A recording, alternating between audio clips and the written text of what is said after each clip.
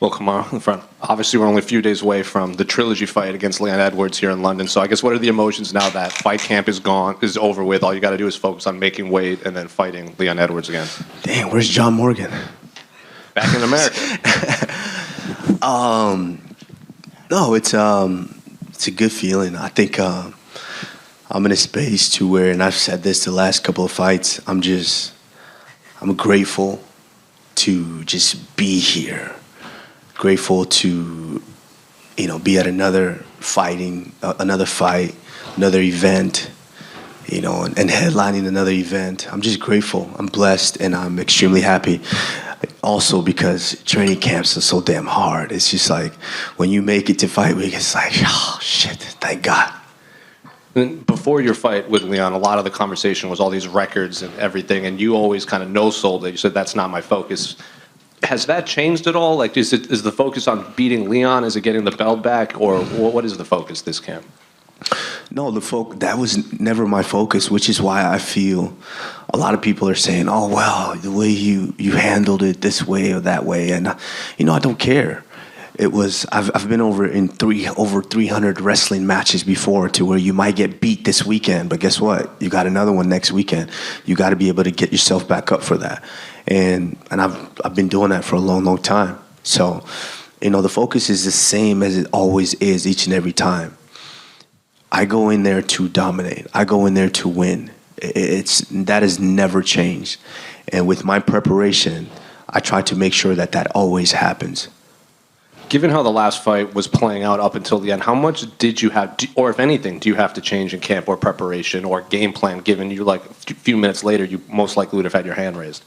Well, for one, keep your damn hands up so you don't get kicked in the head. That's important. But it's been from the beginning of my career to where I am now. If you watch the way that I fight, and you've seen all my performances, how much more do I need to change? I've been blessed with coaches that know how to get to me, that know how to just give me directions to where what I'm doing, what I've been doing is working. I go so hard in training camps and preparing for these fights to where I have that much of a gap on everybody just because of how much I prepare. So, this camp was basically correcting little mistakes that I made in the fight. That was the sole purpose of it. And, Saturday, once I go out there and I correct those mistakes, I mean, how's the loss happen? Then also, given how the last fight was playing out, do you think fans outside of the UK, do you think they view Leon as the champion, or do they see like the 20-something minutes of that fight and then the one moment at the end, and they still consider you the better fighter between the two? No, I can't say that he has the belt, so, by definition, he's called the champion. He's the champion. I don't know. That's for them to decide. I don't know how people view him. But between him and I, we know how we know. We know. And so I can't really speak for everybody else, but he is the champion because he has that belt. But Saturday, I'm going to go take that off of him, and that's truly my focus. I mean, he landed a beautiful kick. It's beautiful. I mean, I watched the shit because obviously they show it a million times. That was the only damn highlight from him they could show in that fight, but they show it a million times, and I'm just like, it's a beautiful kick. I mean, just the recoil and everything, I'm a fan of it. So going off of that last one for me, we've all seen the video clip of immediately after you're backstage and you look at the camera and you say, like, congratulations, Rocky, see you soon. So did you have to mentally reset, or is it right back into like, I got to prepare for Leon Edwards right away again? I've just been trained that way. You could be in the first wrestling match in the national tournament and get pinned. Well, now you got 7 more or however many more coming back in order to be able to get on that awards podium. And so I'm just wired that way. Kamaru? As soon as we got to that hospital, I was just like, damn, okay, let's get ready for the next one. And so, yeah, it was a beautiful technique. Great win from him, but it's time for me to go in there and get violent. Yeah, Kamaru, over here, right in front of me. Hi. Leon talks about the altitude and how it had an effect on him. Do you think your style, regardless your pressure, your wrestling, was going to drown him anyway? I mean, the thing with that is, it's funny. You are an athlete. You're an elite athlete who your job is to prepare for a competition. Now, you prepared for that competition. Did Leon not know that he was going to be fighting at altitude? He did. And he prepared. He was there 2 weeks or so before. And that still happened. Now, the one thing that you guys have to really account for is, I know you guys hear a lot of those excuses from him. That wasn't the first time Leon and I have fought. And that first fight looked a lot like that second fight. So if he wants to believe that it was the altitude, then it is what it is. He can believe that. But nothing changes for me. Altitude or no altitude. I know what I come to do. And he seems to think that the knockout's going to have an effect on you mentally. Did you hear his comments on that, and what are your thoughts? Leon hasn't wrestled in over 300 wrestling matches like I have. Leon hasn't competed as many times as I have. You know, when you get pinned, and I've been in a situation to where I've lost the first match, wrestling match of the day. Now you're in the consolation bracket, and you just it's a dogfight to try to get back up on that podium. And I've been on that podium a lot of times. And so it's, to that statement, I would say is, it's warranted when you're speaking about ordinary things and ordinary people. So people think, oh yeah, that's so typical. When something like that, a trauma happens, you know, most people are going to be disturbed about it.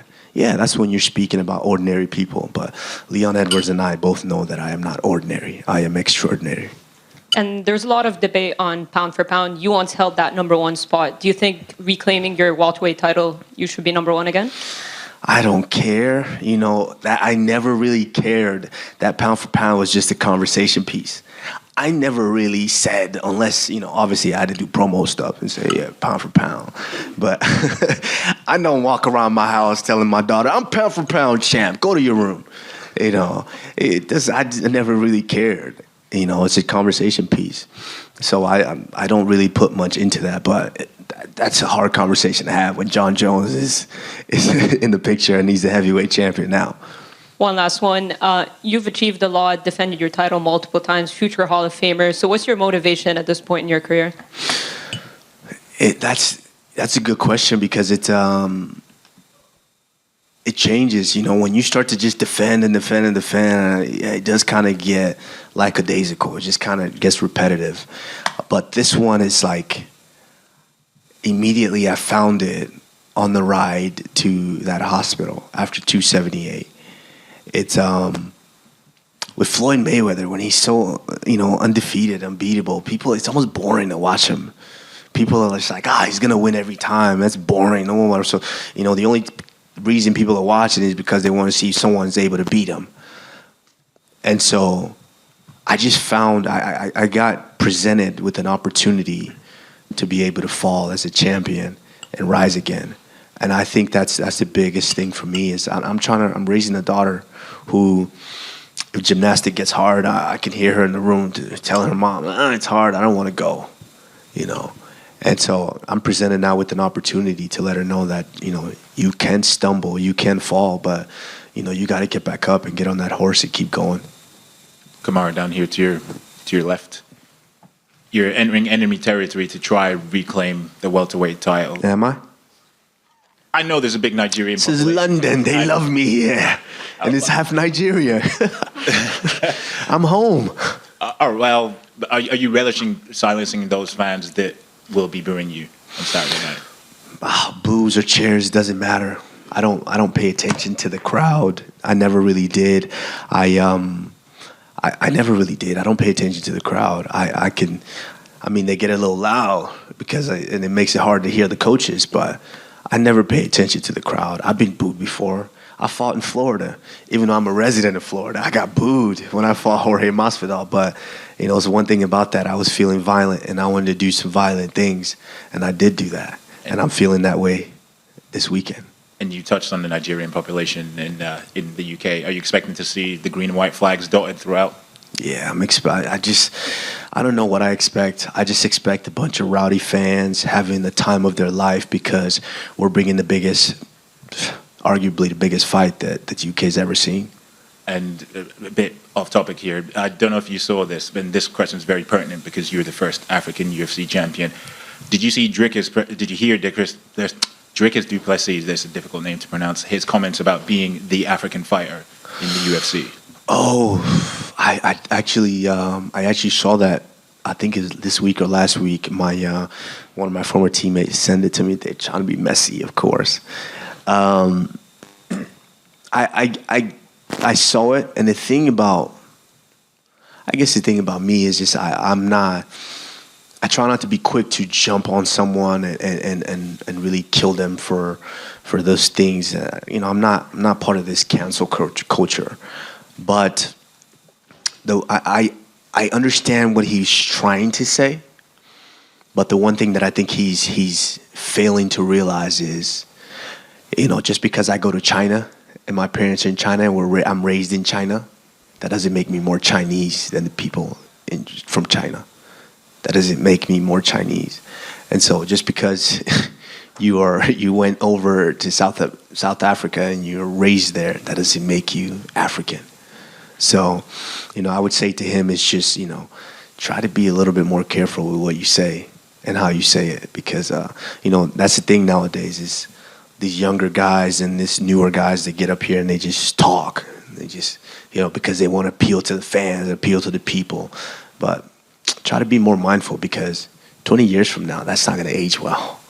And I know you said you like to take stock of things and you don't jump on them straight away, but what was your initial reaction after hearing that? Because it's quite jarring.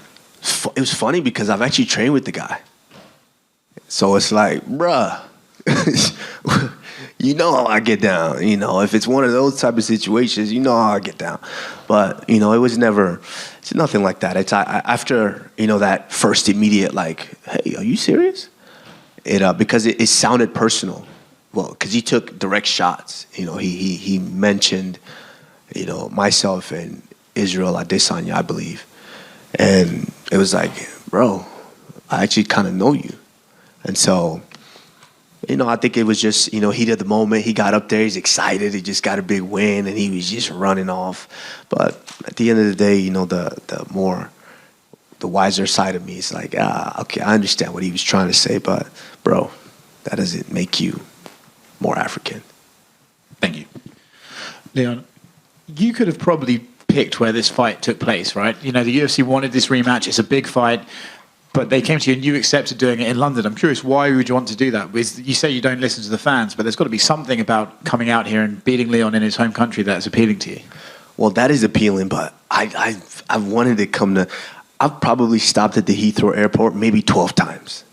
I've never been inside of London, really. And so it's, I want everybody knows London. London's kind of like a stop in the, epicenter of the world. It's somewhere, and I've always kind of wanted to go there. And so this was just like, it's one of those moments, I got to a position to where I kind of did everything there was to do, headline Vegas, I did that. Headline MSG, I did that. It's like, what's bigger? What's next? Oh shit, you get the opportunity to go to London and the headline at the O2 Arena? Why not? I called Dana that night, I said, Dana, let's go to London. Let's go to London. And if this was this summer, we'd be at, Sheffield or what's the other one? Wembley. We'd be in one of them stadiums. Okay, not there. All right. And I'm assuming you've seen some of the events they've had at the O2 with the fans and how crazy they get. Is that just something you wanted on your career bucket list? Like, hey, I got to perform in in front of some rabid fans. I love it. I think I don't really, when you're living in a life, it's kind of hard to comprehend and understand some of the things that you're accomplishing or that you're seeing and how big or how great they are. This just kind of feels normal to me, but one day I'm going to sit back and like, damn, MSG, I headline MSG, I headline O2 Arena in London. It's just kind of one of those things to where I'm trying to be mindful of knowing that, this is life. Time's gonna pass by, and you're gonna look back and some of the amazing things that you were able to witness and to be part of. So this was just kind of one of those. And last one for me, before your loss to Leon, you made it clear that, you'd done a lot at welterweight and you're sort of looking at some more loftier career goals. You mentioned 205 and stuff like that. Has this sort of setback put you to like, okay, I'm good at welterweight, or are you going to just resume exactly where you left off just as soon as you correct this mistake? That's a good question. It's, when you start to just beat up everybody and you've done it once and you're doing it twice again, it kind of gets a little boring. At that point, I was still feeling good and wanting to just challenge myself. That's why I wanted to do something as crazy as pulling Canelo into the boxing ring. You just want to challenge yourself with other things. Nothing, no disrespect to the welterweights. It was just like when you have such a gap on everyone, it's just like you want to, and it's just a short period of time. Our fighting career is a short window. So I want to be able to test myself in every way possible to just be like, I really pushed the envelope. But, now we're faced with adversity and a setback. So that's my focus now. Leon's made himself very visible to me. So it's like, all right, let's go ahead and deal with this adversity first before we could ever even think of something else. Kamaru, just over here.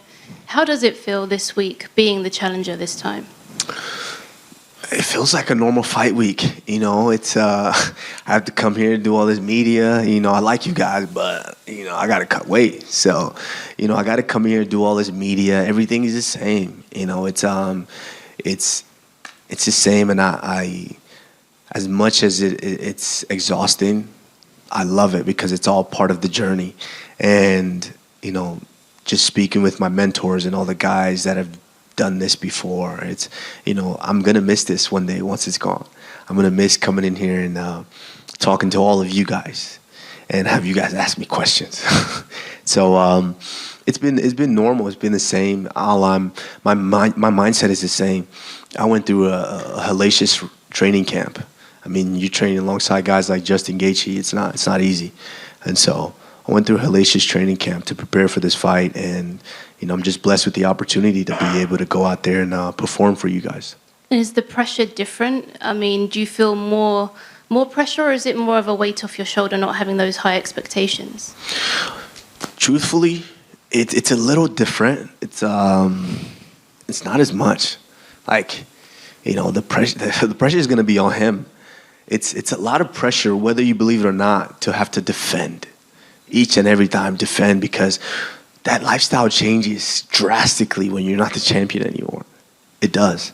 And so, excuse me, it changes. Like I wanted to, like I've said before, I wanted to silence some of that noise. When you're the champion and you're just unbeatable and you're beating everybody, it's you kind of start to get this aura of invincibility.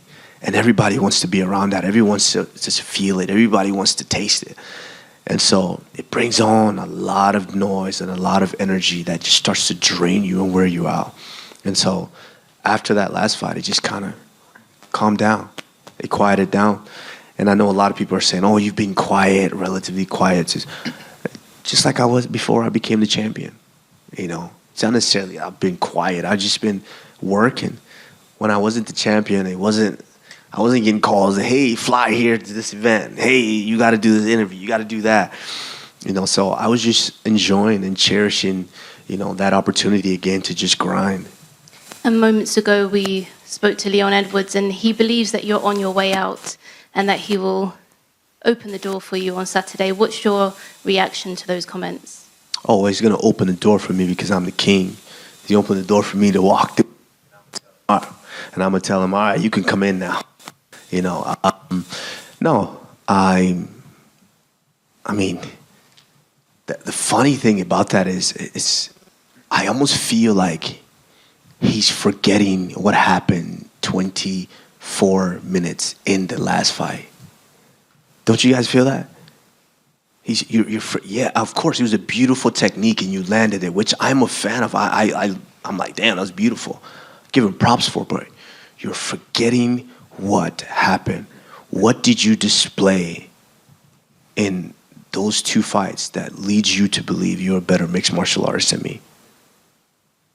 I am on my way out. I don't want to get punched in the face forever. That is very, very true. You know, I'm not trying to do this for another 10 years. Absolutely not. In that sense, yeah, I am on my way out, but I'll leave when I'm good, well, and ready. Until then, like the Wolf of Wall Street, you know what he said. I'm not going nowhere. Kamaru, down on your left. Is it true that your knee pain is so bad that it's sore to walk on concrete? My knee pain's been bad for 10 years. You know, I've had multiple meniscus surgery, and this is just wrestling. I was so hard on my body wrestling because I wanted to be the champion. I wanted to get there to where I'm willing to sacrifice. I would sacrifice whatever it took to get there, and I did get there. But my knee pain's been bad since I crossed over to MMA, but it hasn't stopped me. I'm still whooping dudes' ass. I know you've been training a lot with a brace. Do you plan to wear a brace for the fight or not? No, I never will. I just train with it. That don't mean that's the thing. Knee pain sucks. Like, I'm sure everybody in here has something that hurts. You get up, your back might be a little sore. Of course, it's sore. I train with it. That don't mean that when I get in there, do you see anything that looks like it hurts on me when I'm in there fighting? No. I fought Colby Covington the second time with the hole in my hand. Nothing. I fought Jorge Masvidal with my hand. I didn't throw my right hand for almost 3 weeks. Nothing. Doesn't matter. Once we get in there, I'm going to throw everything that's in the kitchen, the bathroom, at this guy. It doesn't matter. Kamaru over here, to your left. You joked earlier about the way that you interact with your daughter. I'm just wondering, though, after the defeat and the nature of that defeat, did you speak to her much about it? Because, you said you've experienced failure in the past in wrestling, but for her it must be a very new thing to see you lose. Yeah, I spoke to her. I think that was the only thing that kind of, immediately after it happened, I didn't necessarily see her. And she went back to my house in Utah and passed out because it was late.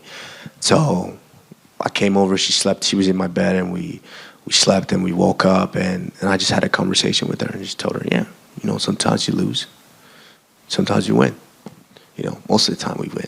But sometimes you lose and you got to get back up, train hard, and get back up there again. So that was that. And that's the beautiful thing about kids is no matter how much we put on what we do and how big I get and how famous or how unbeatable I get,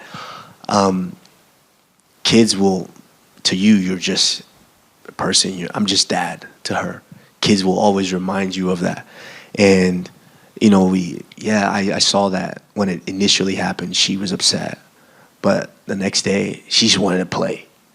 It was like she didn't really give a shit that it happened. She just wanted to play, and that's the one thing. The wonderful thing about it is, at the end of the day, this is just this is a competition, and I'm still dad to her. Kamaru, just on here to your left. Yeah. Just in terms of your previous opponents, I know you said that the 24 minutes in the previous fight with Leon and the first fight as well. Where does Leon actually rank amongst your opponents?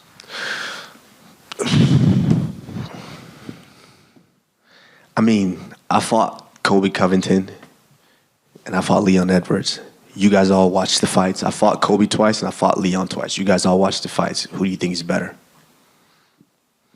So Leon's tough. I give him that. And he was able to land that beautiful kick. I'll give him that. But there's nothing that, as much as he's building himself up with the new confidence or whatnot, at the end of the day, it's just going to be you and me locked in there. And you and I have been locked in there for two different fights now. And what have you shown me or shown yourself to believe that you are a better fighter? And then final one from me. You said you feel violent going into this one. Just how violent do you feel, and what does that entail? I felt violent going into 3 fights. I felt violent going into the Sergio Moraes fight because I kept asking for a top 15, and I felt disrespected that the UFC matchmakers kept giving me guys like that weren't in the top 15. I felt very, very violent and resentful, and I wanted to show that. And we saw what happened. I fought Colby Covington the first time. We all know how that buildup was, what he said, what he done, all around the world. I felt very violent, and I wanted to get violent. Me and Colby were best wrestlers, arguably in the company, and we didn't wrestle at all. because I felt violent.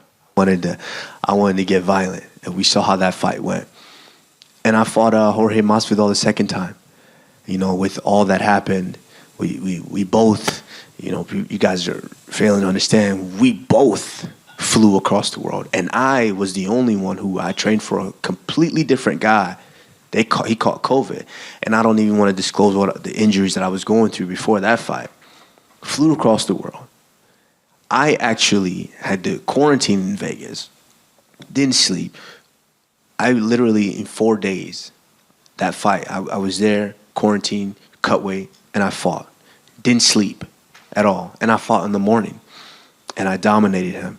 And then after that fight, it's when you got all the excuses. Oh, it'd be different. You give me a full camp and this and that. And it upset me to where I felt violent in that second fight.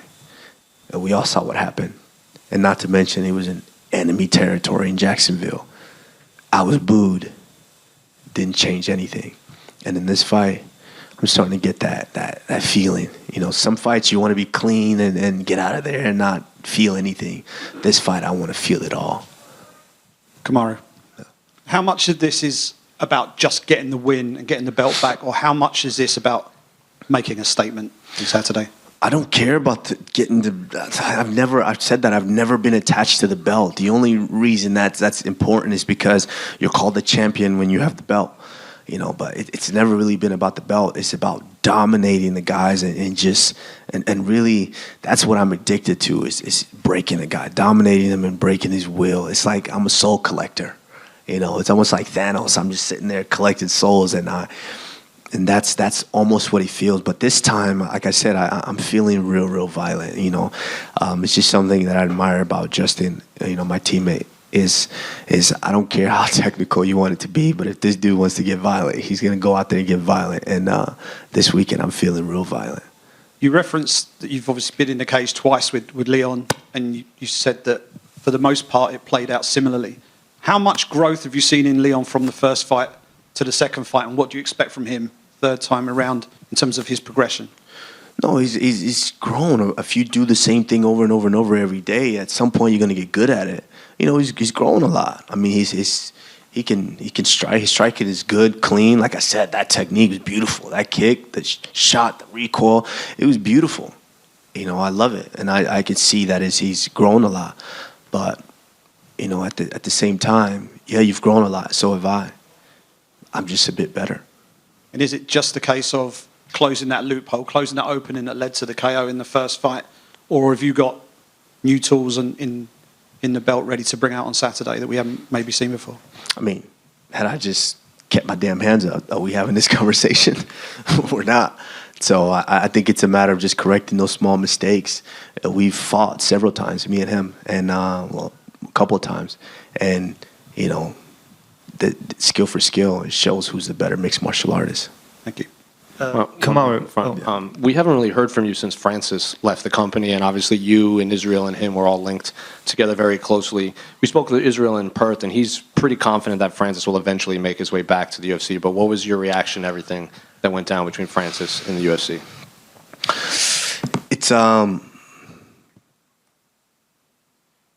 It's tough because you know, of course, those are my brothers, and I want to.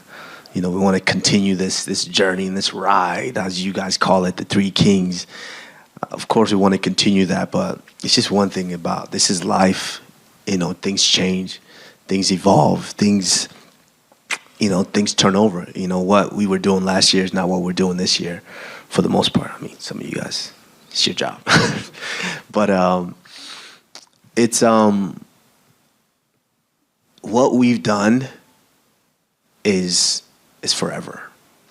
If you think about it, 200-300 years from now, and this company's still going, and everyone's like, "Oh, who were the first African mixed martial arts UFC champion?"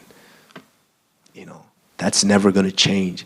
And so, yeah, things. You know, this is life. You know, people move on and people change, and Francis is looking for bigger and different things. So, you know, we have to respect that. You know, he's his own man. And that is my brother, and I respect his decisions to do whatever makes him happy. What did you make of John Jones's return and his performance against Cyril Gane? It was perfect as it could be. Everybody was sitting at home like, that just happened. You know, it was as perfect as it could be. That just goes to show the greatness of John Jones and how great he is, and how well he's able to come in and compete. Kamaru, how important is it for AKO and the infrastructure you're building in Nigeria to hold a UFC event hopefully in the future? How important is it for you to go out there and win the belt again so Africa has a UFC champion again? I mean, it's important. I think, you know, like I said, because having that belt, you know, gives you the title of the champion. But, I mean, whether I have the belt or not, you know, headlining an event in Nigeria, in Africa, the first one in Africa, who wouldn't watch that? You know, it's still going to be massive. So, you know, AKO is us really building that infrastructure and really showing the UFC or these other promotions that, hey, you can come here and do an event here. And there is a want and a thirst for, you know, mixed martial arts at its highest level. And so, Dana, if you're watching, hey, let's make something happen. And in terms of what you said earlier about quietening the noise of being a champion, that sounded a little bit similar to what Rose, one of your teammates, went through when she lost the belt and then won it back. Did you ever speak to her about that quietening the noise and the furore around being a champion and dealing with that mentally at all? No, we didn't exactly speak about it, but, you know, I know as much as I know Rose, I know that, you know, what her psyche was, as far as, at least have an idea of what her psyche was as far as dealing with all of that. You know, it's just silencing that noise. It's just, you know, when you're a champion and you're doing the things that I was doing as far as defending and you know, movies and interviews and events and all of these things, it's a lot of noise all the time, everywhere.